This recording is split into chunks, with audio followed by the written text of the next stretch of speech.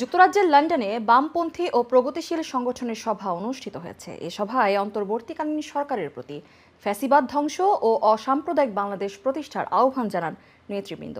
এ নিয়ে দেখুন আমাদের চিফ রিপোর্টার চৌধুরী মুরাদের রিপোর্টে বিস্তারিত। লন্ডনে বামফ্রন্ট ও অন্যান্য সংগঠনের এক যৌথ সভায় অন্তর্বর্তীকালীন সরকারের কাছে ফ্যাসিবাদের ভিত্তি ধ্বংস করে সমতাভিত্তিক সমাজ, গণতান্ত্রিক রাষ্ট্র ও অসাম্প্রদায়িক বাংলাদেশ প্রতিষ্ঠার আহ্বান জানানো হয়েছে।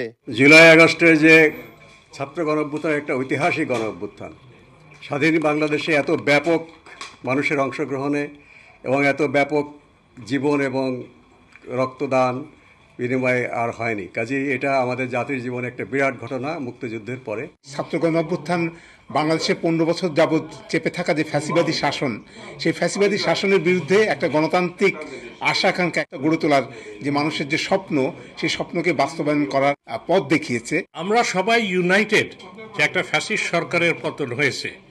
এখন ভবিষ্যতে কি হবে আমরা চাচ্ছি, আগামীতে আমাদের ইলেকশনের ব্যাপারে, আপনার রাষ্ট্র সংস্কারের ব্যাপারে সেটা বামফ্রন্ট বা বামেরা আপনার ডিটারমাইন করবে। রবিবার পূর্ব লন্ডনের বাংলাদেশ জাসদের কেন্দ্রীয় নেতা শামীম আহমদের সভাপতিত্বে অনুষ্ঠিত এ সভায় এ আহ্বান জানানো হয়। ছাত্র জনতার গণঅভ্যুত্থানে বিগত স্বৈরাচারী সরকারের পতন, যে কারণে যে উদ্দেশ্যে প্রাপ্তি এবং প্রত্যাশা নিয়ে জনগণ করেছে, সেই প্রত্যাশা যেন পূর্ণ হয়, সেই জন্য বাম রাজনৈতিক দলগুলোর কি ভূমিকা নেওয়া উচিত, সেই ব্যাপারে আমরা আজকে আলাপ করলাম।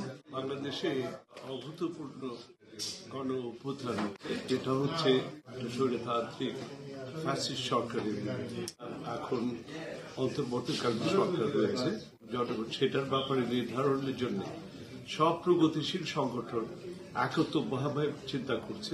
ছাত্ররা ব্যাপকভাবে আন্দোলন সংগ্রাম করে প্রমাণ করলো আন্দোলনের মাধ্যমে কেবলমাত্র কোনো একটা ফ্যাসিজমের প্রতিবাদ করা সম্ভব।